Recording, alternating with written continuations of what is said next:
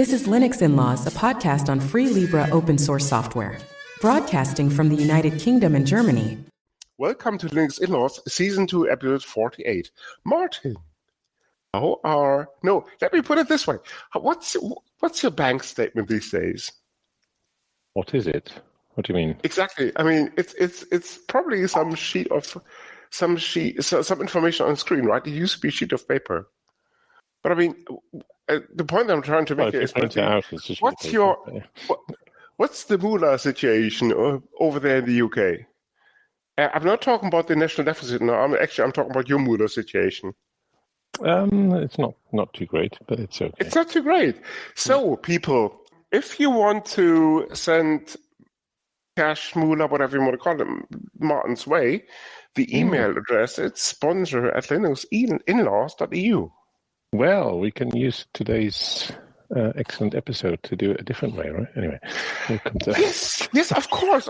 I mean, we don't have to use Patreon or some other micropayment services. So let's get right to it. Why don't these two guests introduce themselves? Because tonight we are actually going to talk about Gnu Taler and more about Gnu Taler with our two guests, Christian and Leo. So, Christian and Leo, why don't you take it away by introducing yourself? Sure. Hi, everyone, and thanks for having us. I'll just start, Christian, and you follow up. My name is Leo Wittman. I work for 6 years now at GLS Bank. I think that's also the reason why I'm joining you today, because for some time we've been involved with Gnu Taler. I in particular, and I'm located, if you look at the bank, in payment transactions, and there as a project manager for NGI Taler. Yeah, and I'm Christian Grothoff. I am maintaining GNU packages for over 20 years. And a bit more than 10 years ago, we started Gnu Taler, which is GNU's payment system, a payment system where you can pay with free software and maintaining your privacy. So when we talked about the bank statement at the beginning, the first question I would have had is, well, you have your bank statement. How many of the bank staff have read it too? So be quite transparent in any of these transactions. Before we get in that technical, even never mind touching Gnu Taler, because full disclosure, the way I've come across it, when I was looking for new and innovative payment solutions, coming from an open source angle, I came across this project. So I immediately thought that this is something for the in-laws. And Martin was forced into accepting this. So that's the reason. It's a very interesting project. Exactly. Interesting. Thank you. So Martin clearly has read the show notes. Very good. Okay. No, jokes aside.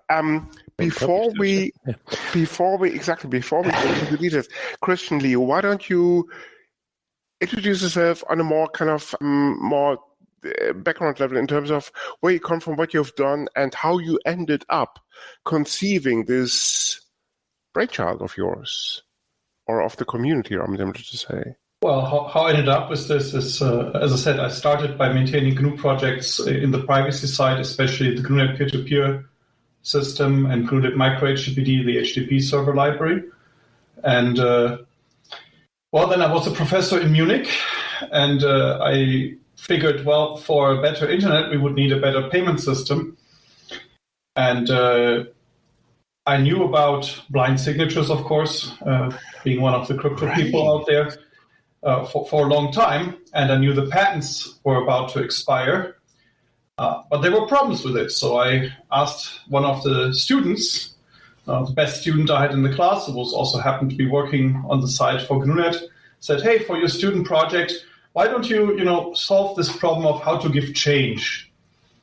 Because that was a real problem with blind signature-based payment systems. And it was a problem for 30 years. For 30 years, no good solution had been in the literature. And, he came up with one. So Florian proposed a solution. And the funny thing is, the first time he presented, I said, no, that doesn't work. And he came 2 weeks later and said, no, Christian, it does work. And the second time I got it, and then I said, oh, now we have to build this. So that's how it started. Basically us saying we want a better payment system for the internet, and then a student solving a 30-year-old research problem. Impressive. Leo, over to you.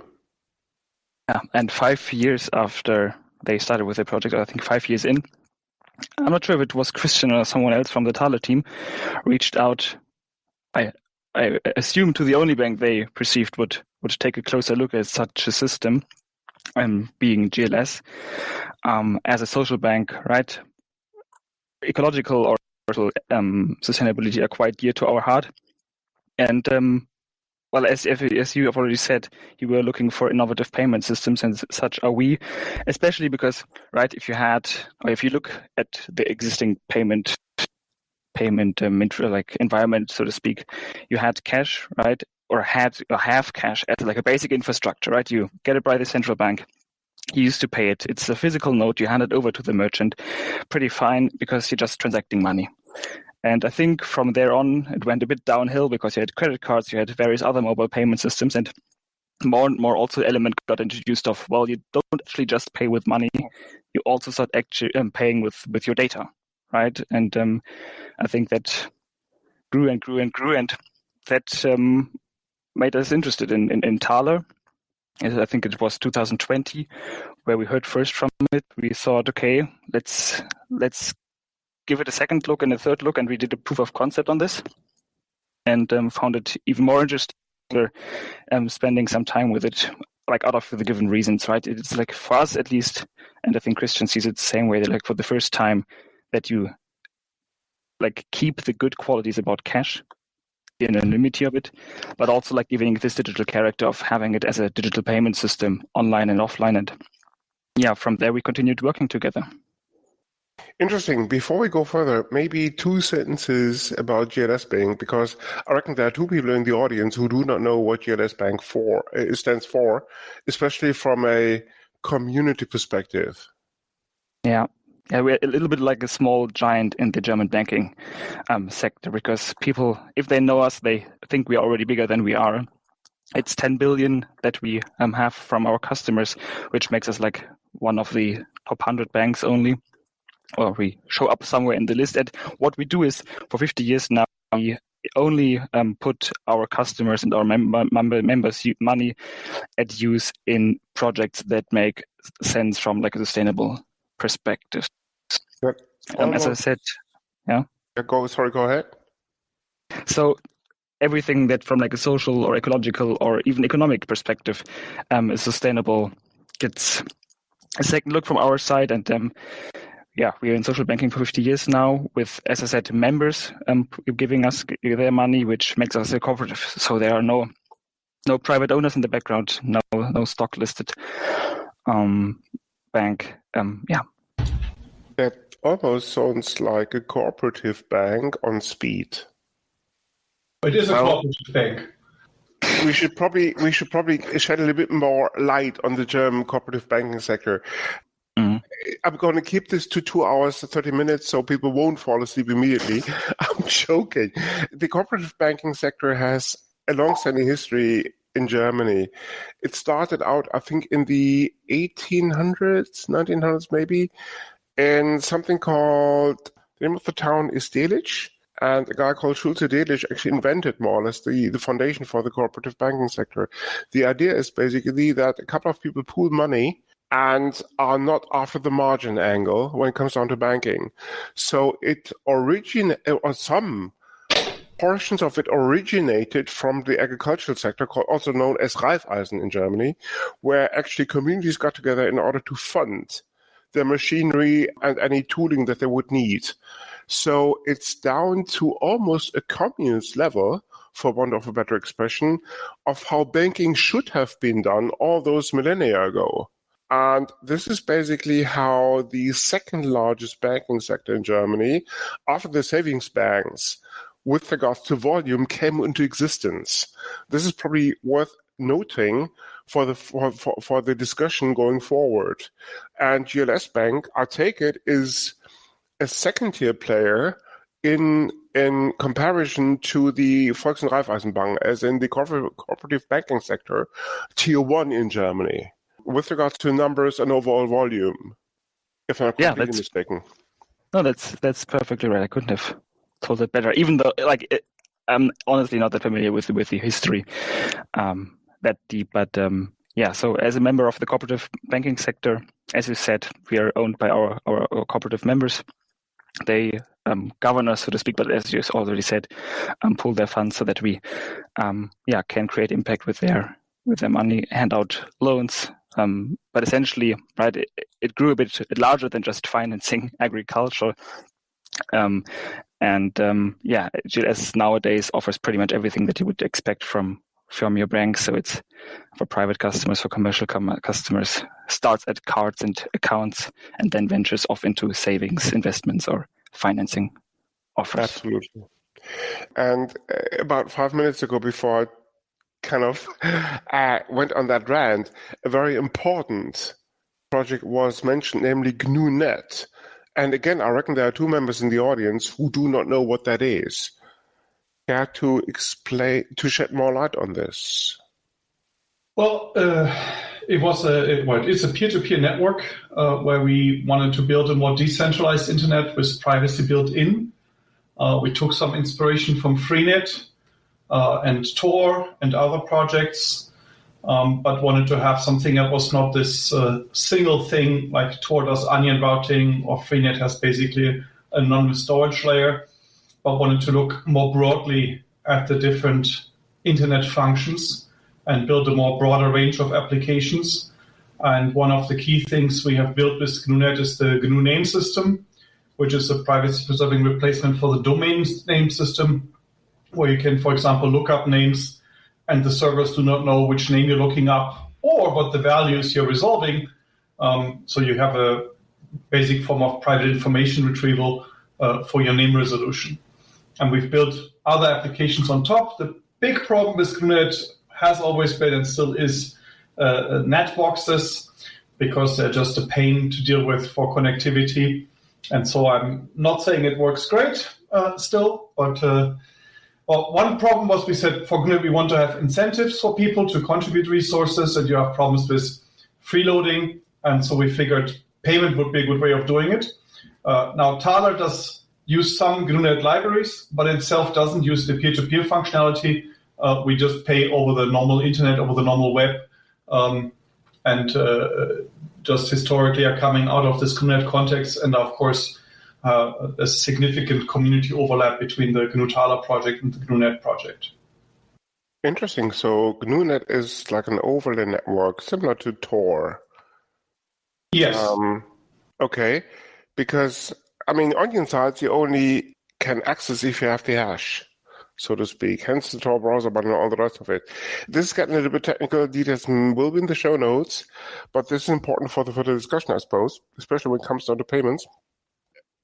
In comparison to Tor, I do not see a large adoption rate, but maybe I'm just misled, on a global scale when it comes down to GNU-net. No, as I said, we still have this big problem with the net traversal, and it's not anywhere near as usable as Tor. But we also haven't had anywhere near the kind of State Department funding that Tor has had. The Tor has gotten itself very dependent on some big movements from the US foreign policy side. And we've never gotten any kind of funding like that. And so the usability is not there, and the technical quality is simply, admittedly, also not quite there yet. And one of our ideas was to further fund the GNU-net development in part with the money we might hopefully all get from the GLS bank after it's super successful. So we will turn the Taler profits into more free software. NSA, as a national security agency, if you're listening, you have founded portions of the Tor project. If you're looking for your next, I'm almost tempted to say target. Sorry, if you're looking for your next project to fund, the URL of the GNU-net project will be in the show notes. Simply reach out, and I'm more than happy, given the current political climate, that GNU-net might be just worth kind of taking a very close look at. Never mind the project taking a very close look at, maybe even as a NSA funding. I don't know. Well, you have to understand the Tor project has an adversary model. And the Tor adversary model is the local passive adversary. So your local internet service provider, your local nation state, observing some of your links, some of the traffic, but not having a global picture of the internet. So that's the Tor adversary model, and any attack within that model is considered valid.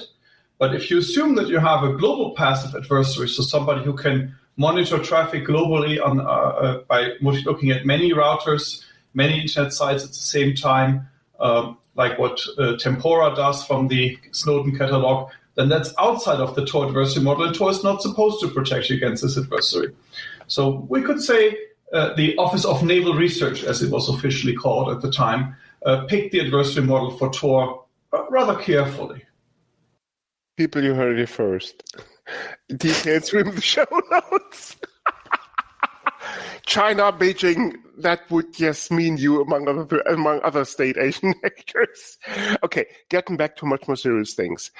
Maybe now's the time to take a closer look at Gnu Taler, especially the history of the project. I'm talking about the in-rare days. I'm talking about the project initiation. And of course, we've kind of already touched upon the question already. Why bother in the light of the inception as in mid-teens? If I'm not completely mistaken, the first step was taken in 2015, 2014. Why bother with another payment system, given the friends already around at that stage? Well, around at that stage, we had the various commercial payment systems that were not free software, and none of them have any privacy. So the only alternatives around at that time were Bitcoin at the beginning, and maybe some first Dogecoin forks, which also have no good privacy. As I would always say, with Bitcoin, you have in some sense the worst of both worlds.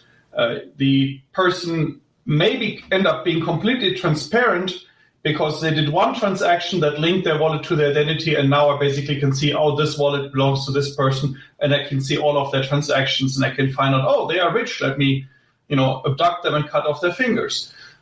So that's a problem. You can't have strong expectation of privacy on Bitcoin.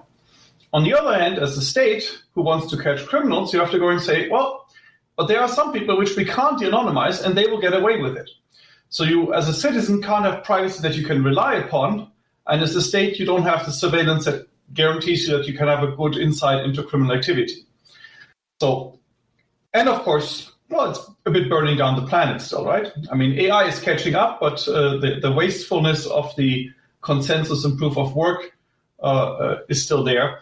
And even if you do proof of stake these days, that's still comparatively completely insane in terms of what the transaction costs are.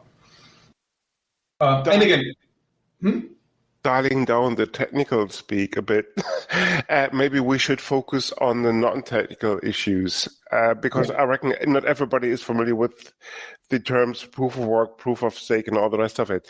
If I go back about 10 years, because that was the initial inception point, and correct me if I'm wrong, why, apart from the privacy angle, and I totally get it, because if I understand this correctly, Gnu Taler protects the payer but doesn't protect the payer. Well, we should probably get Christian to explain how it works, right? On a non-technical level, please, yes. Okay, so the first task I basically gave to Florian was to say, I want to have a payment system that is in software, so free software, not hardware-based or anything like that. Otherwise we'd have end up with printed cash or so, in software. And I wanted to have the ability to spend it with full privacy, so that the payment system, the receiver of the money, the issuer of the electronic money, they would not know that I am making a payment. Of course, I know it. I can be able to prove it to third parties afterwards. But if I delete my records, if I don't share my data, I can pay anonymously as much as the rest of the system, of course, allows. So if I have something shipped to my home address, yes, I'm disclosing my home address, but the payment system itself doesn't disclose anything about the person who's making the payment. And the second thing I said is, I don't want this to... Sorry to interrupt you. Can I ask a question on it? Because you mentioned, so you're as a consumer or you're private, your privacy is protected, right? So let's say your merchant never supplies you goods, right? So you mentioned supplying your data. What guarantees are there in the... Well, I still have a proof of payment. Okay. Right, so I can prove that I made the payment. I can also give this proof to my lawyer who is going to sue you in court and say, look, my client paid you, and there is a contract that we both signed. In fact, I signed it with my money and you signed it with your actual key, that I can tie to it. And because that's the second part. So the person who's receiving the money is identified by the person who's making the payment more or less strongly, and by the bank, possibly even more strongly. So we know who received the money. And the receiver first kind of makes a commercial offer. It says, I offer you the following deal. You pay me $100, and I'm going to sell you lunch, expensive lunch. And so we have that commercial offer that the receiver of the money signs first, usually. And then the other person shows that they paid within the validity period of that offer. They have proof of payment. So now it's, of course, to the courts to possibly enforce this, but that's basically the case with any kind of payment solution that you do. You can hand me over cash and I don't give you the goods. Yeah. You have less proof of that. If you pay with credit card, you don't have exactly a proof of what you made the purchase for. But again, in the end, I have a proof that I paid you, and in this case, I actually have a digitally signed contract where you stated what you would give me for my money. So that's pretty strong in terms of enforceability. Is it fair to say that it kind of takes the place of cash, and rather than being more focused on internet-based transactions, or have I got that wrong? Well, it's digital cash, and look, if you go in person, you should still pay with cash, in my view, when you can. But I always say my computer, it has this slot there, but it doesn't take cash. It seems to be taking some kind of round plastic things. So I can't use cash for e-commerce. I can't use cash to buy train tickets from German Bahn online. I can't use cash to buy articles of newspapers I want to read online. And so if I want to have a privacy-preserving options for this thing, I need something else. And I don't like to use credit cards for it. They're bad from the user experience. It's multi-factor authentication, typing in long numbers, it's all terrible. And they're bad from privacy perspective, and they're also expensive for the merchant, which in the end, of course, means I still pay the fees. So there is a lot of improvement potential here in addition to the privacy aspect.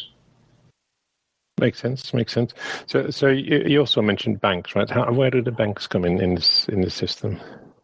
Well, the system is regulated because if you are issuing digital cash, there's two things. First of all, the issuer is identifiable because it's a, let's say, centralized function, whoever bears the liability of the cash.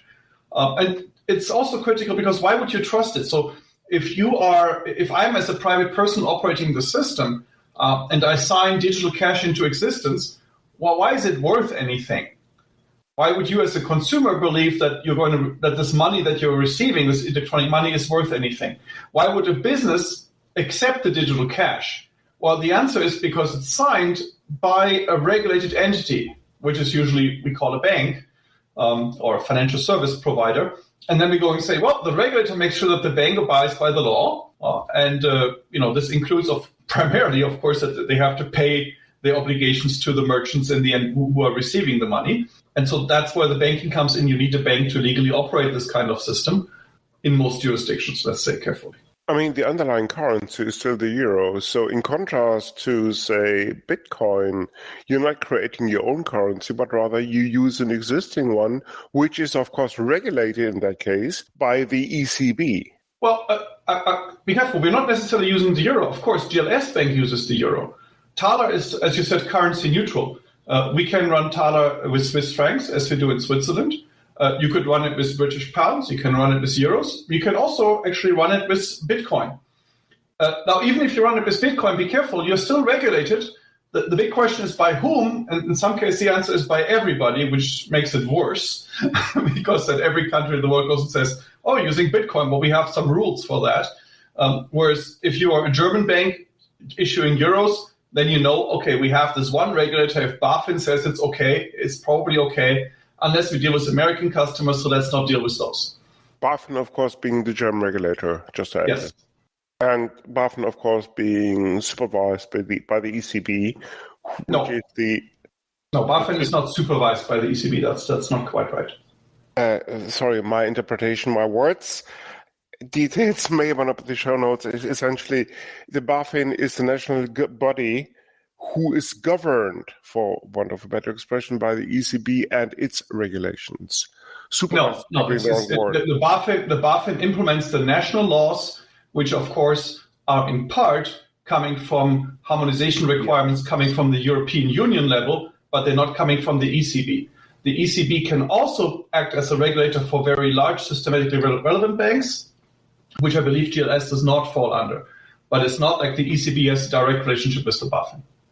The good news is that this is not about podcasts about national regulators, but rather about open source software. So back to the issue at hand.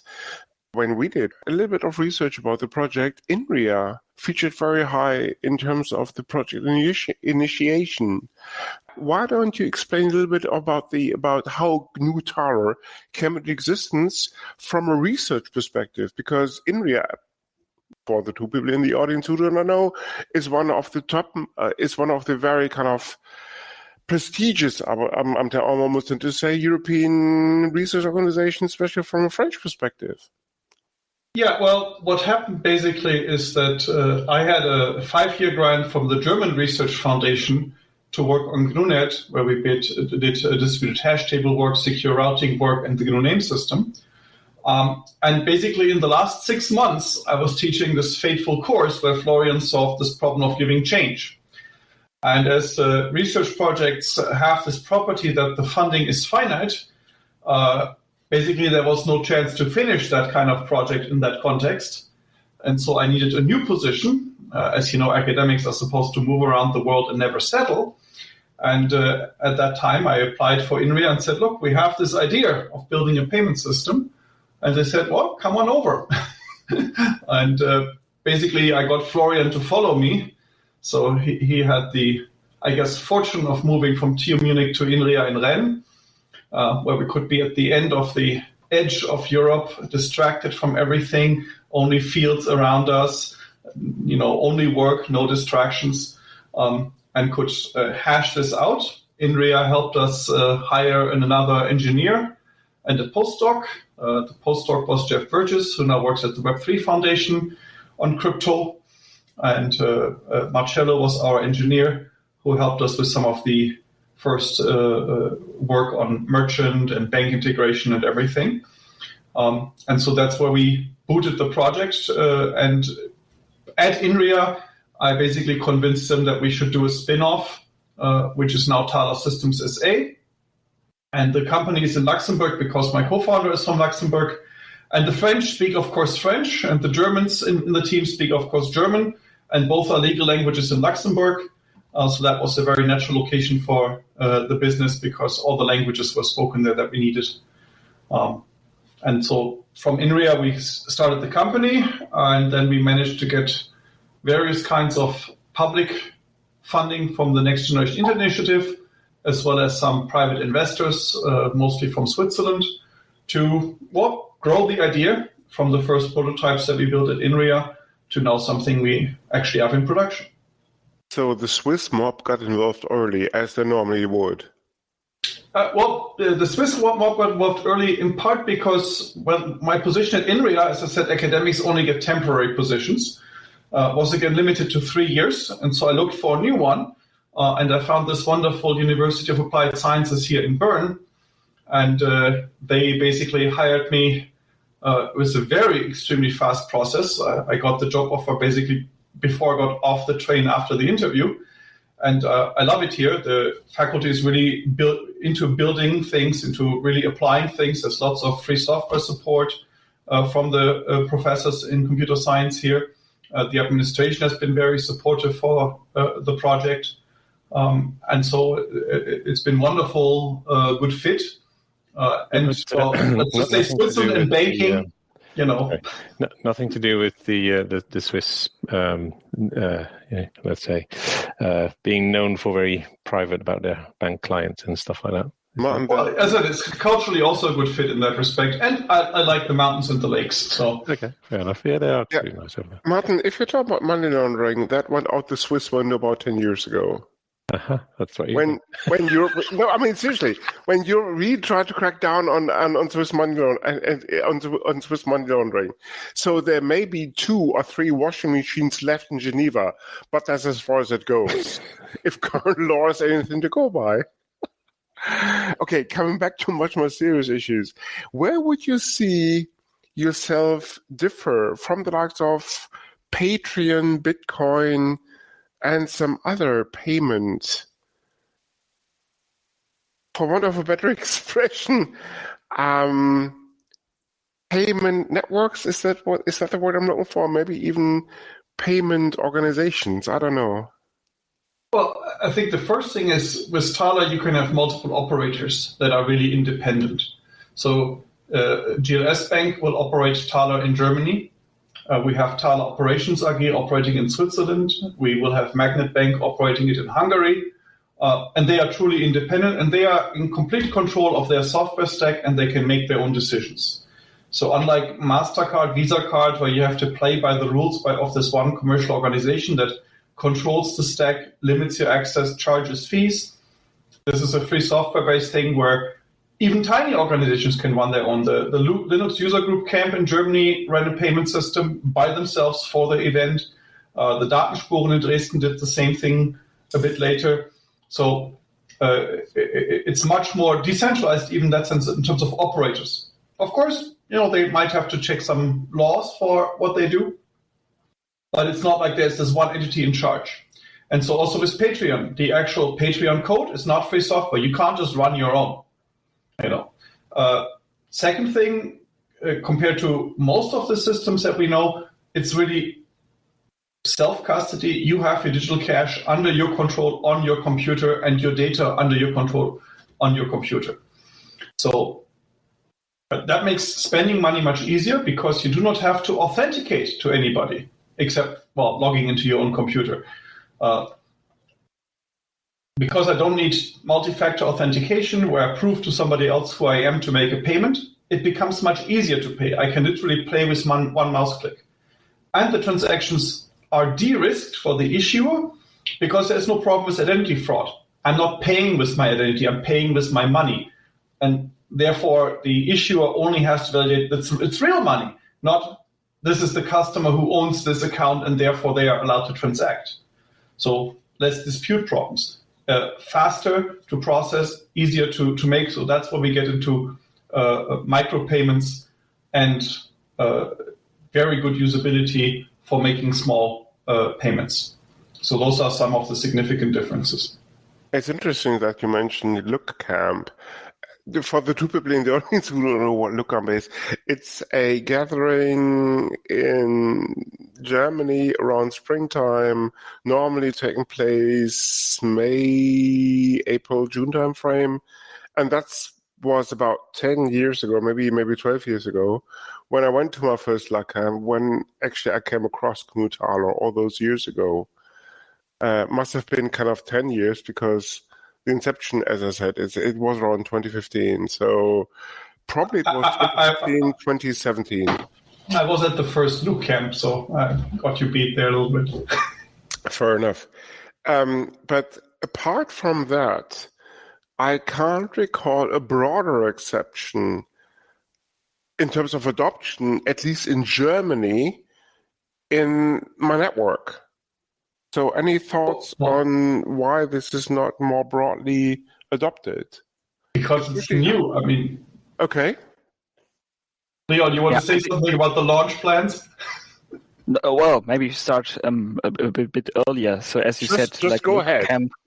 Look Camp was, I think, one of the earlier or first examples of, so to speak, a real deployment of Taler, not just with play money or some demonstration systems, but actually just for the event as an event payment system which they set up, right? It's free software. They just spun it up themselves and used it to pay. And then it got followed up by an event in Dresden where they also did it for another event. And the reason being that essentially if you are limited in like how long you operated it, like from a time perspective or like even from an acceptance perspective, so if it's all in one event, you're not regulated, which makes the entry barrier for such deployments quite low, which then how we get to GLS Bank, right? So Taler is under development for 10 years now. Christian, yeah? You can interject something because you can't say it. But I'm going to break banking secrecy because I know it from the organizers. So both of these events, of course, had their account with GLS Bank. Just Leo can't disclose his customers. But so if you need to do this kind of event in Germany, you should talk to GLS Bank for opening an account. GLS Bank, the email address is sponsor at Linux in-law study. Not as a sponsor, but they had a bank account because for people to receive the digital money at the event, they would do a SEPA transfer of euros and then get the event currency. So they could get the Spurlose, which was the currency at Datenspuren, and they would buy the Spurlose by doing a SEPA transfer to the account of the Datenspuren organization at GLS Bank. Yeah. And in the end, if money was left over, they could also have received it back from the GLS Bank account into their bank account at the end of the event. And so therefore you need a bank account to run these kind of event or regional currencies. Maybe to reframe it a bit and like move it a bit away from like a technical point of view. Actually, like every event come around or come across at football stadiums, for example, or other great bigger concerts. So as a preferred system for those events. And the reason being why, as you mentioned, there's no wide acceptance yet, is that even though 10 years ago we see the first environment now in Switzerland, I think for a few weeks or shy of a month now, and at GLS Bank I've briefly mentioned it. We're working in this project together, Christian and I, and with many other members, called NGI Taler, where the whole purpose of that project is essentially taking Taler as like a late stage, I wouldn't say prototype anymore, but not having achieved market maturity yet, right? And so we are currently working on taking Taler, making sure that it applies and honors all local requirements from a regulatory perspective and make it ready for market maturity and then enter the market with, and hopefully it having then some form of broader adoption coming soon. But this is still something that we're working on, so sadly not out in the open yet. But this is where GLS also comes into play, right? Making Taler available to payees and payers in Germany. Yeah, and I should say for the events, it requires still, of course, some technical expertise. You need to be able to run your own server, domain name, database, set up an EVIX account, and so on. Set up merchants, set up the wallets. So it's not completely trivial to run such an event for non-technical people. And on the banking side, as Leon said, what we have to do for non-events is we have to make sure that the AML rules are in place, that we have customer onboarding where we identify who the customers are. As I said, we can spend money anonymously, but we can't receive money anonymously, which means we have to have some process to identify recipients of money. AML, of course, standing in for anti-money laundering. Yes. Yeah. Just and for the two people in the audience who are not familiar with regulatory terms, sorry. Yeah. So sorry. And you also have some transaction monitoring where you have to go and say, okay, this is some unusual transaction behavior here. The different countries have different limits on how much money you can transact with this level of privacy. And so this has to be, of course, enforced that you do not go above the limits.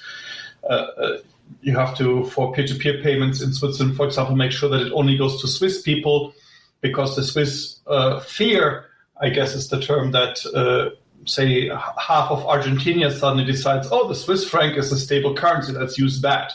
And so the Swiss bank doesn't want or Swiss regulator doesn't want the Argentinians just use the Swiss franc, so they don't allow us to do peer-to-peer payments or facilitate peer-to-peer payments between Argentinians. And so we have to make sure that the money in peer-to-peer payments also only goes to Swiss people. And so all of these enforcement and rules are a lot more than just a core payment function that you have to have. So the compliance part. And of course, the payment system, you have the point of sale app, e-commerce integrations. We need to make sure that the wallets work well on all kinds of platforms, iOS, Android, browsers, and so on. So it's a lot of work to make it truly reasonably mature with all of these compliance things around the core payment logic. And I think you mentioned all these parts, like the wallets and the payment system itself. They're all open source, right? Anybody can run them. No. We're only doing free software. Okay. We are a GNU project. Of course. So which license do you use for these components? For the server side, it's all Affero GNU General Public License version 3 or later.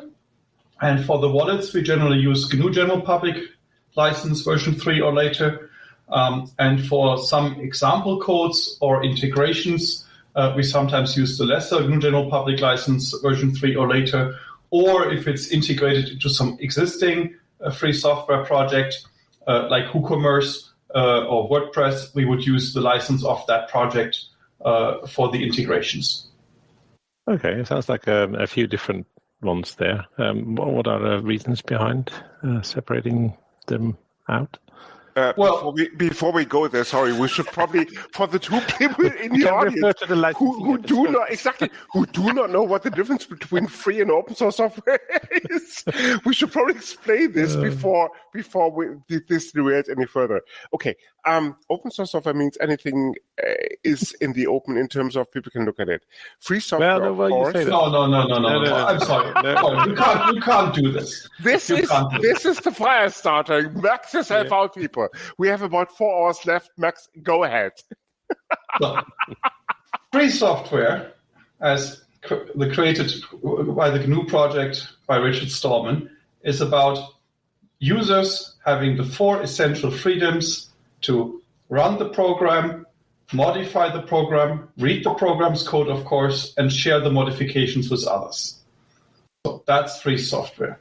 Open source is the commercialization of that idea where we go and say it's no longer about freedom of users, it's no longer about human rights, it's a development model that's more efficient, and we can make big business around this, and it's totally okay to do an open core where you have some things with for freedoms for some people, but the rest of the software we build around it is not free, and we can just lock our customers into the Apple operating system based on free software at its heart, but then we lock everything down and make big profits. That's the open source, open core idea. So free software says it's about actual freedom, it's about human rights. Open source says it's about a capitalism-compatible development model. The licenses are the same, by the way. Well, you say that, but there is obviously the open source initiative who kind of gives their approval to certain licenses. And the emphasis is actually on open source, yes. Yeah. But, anyway. People, if you want to fast forward, this discussion will take about 4 hours. Well, the key thing is, we as Gnu Taler would say it's an injustice to make non-proprietary software. And so, of course, nothing we do is proprietary software. We only do free software. We make everything available under a GNU license. These are all also considered open source licenses, but as I said, for us, it's really a human rights question. We need critical infrastructure like payments to be not controlled by a private company. We need our personal data of our finances under control of software that we can fully understand, modify, control, adapt to our needs, and not, it uses some commons at the heart, but the main things are owned by some big business. That's a philosophical difference. Let's get back to the much more serious at hand in terms of why did you go for the AGPL? Because we want to make sure that Taler stays as a free software as much as we can make it, and that there is not some big business like Visa saying, "Oh, we're going to build on top of the free software," but then turn it into a proprietary solution with some minor extensions. So the embrace, extend, extinguish approach from Microsoft, we want to make that as hard as possible. Okay, cool. Is there anything we should talk about that we haven't touched upon yet? If that's not the case, let's continue to the boxes. So, Leo, what's your box? So my pick of the week is actually a short TV show called Soviet Genes. It's available on Arte, like the French-German television. And it's about a young costume designer living in Latvian Soviet Socialist Republic of 1979. Arte says it's a thrilling romantic comedy, and I'd beg to differ and say it's only thrilling given the current politics. But yeah, that's my pick of the week. Okay, Christian, over to you. I'm going to pick a very different kind of pick of the week. I want to point people to nophoneHome.com, which is about EID solutions where, like the upcoming European EID, where basically the standards are saying, well, anytime you show your ID, anytime you prove your credentials with it, it'll phone home to the issuer so that they can see where you're using your EID, possibly block it, and so on. And so we talk a lot about EID allowing pseudonymous use and so on, but this foaming home property that is being pushed into the standards is something we need to be very careful with. So if you are concerned about privacy in payment, you should also be concerned about privacy in your EID use, given that that seems to be one of the other things being pushed upon us. And so you should check out nophoneHome.com.